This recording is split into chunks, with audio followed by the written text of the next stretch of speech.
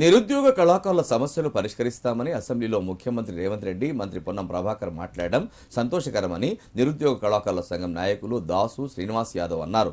తమ సమస్యలు పరిష్కరించామని ప్రకటించడంతో సిద్దిపేటలో నిరుద్యోగ కళాకారులు ముఖ్యమంత్రి రేవంత్ రెడ్డి, తెలంగాణ సాంస్కృతిక సారథి చైర్మన్ వెన్నెల చిత్రపటాలకు పాలాభిషేకం నిర్వహించారు.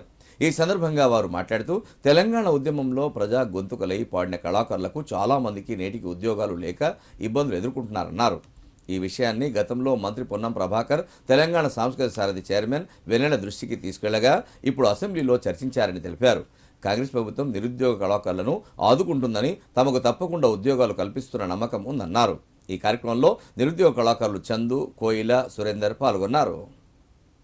గతంలో బీఆర్ఎస్ గవర్నమెంట్ ఉన్నప్పుడు అసలైన నిరుద్యోగ కళాకారులకు ఉద్యోగాలు రాలేదు.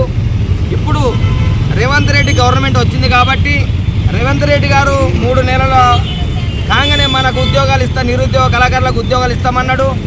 ఆయన నోట నిన్న అసెంబ్లీలో నిరుద్యోగ కళాకారులకు ఉద్యోగాలు ఇస్తామన్నాడు. మరి మొన్న 4 తారీఖు నాడు వెన్నెలక్కకు సన్మానం చేయడం జరిగింది. ఆమె కూడా ఒక విప్లవ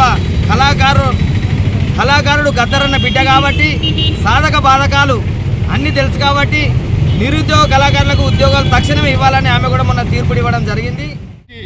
పాలాభిషేకం చేయడం జరిగింది.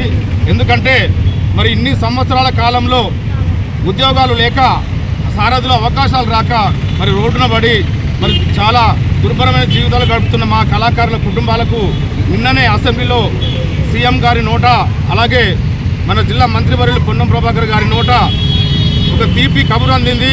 ఏంటంటే ఉద్యోగాలు రాక కళాకారులు చాలామంది బయట ఉన్నారు.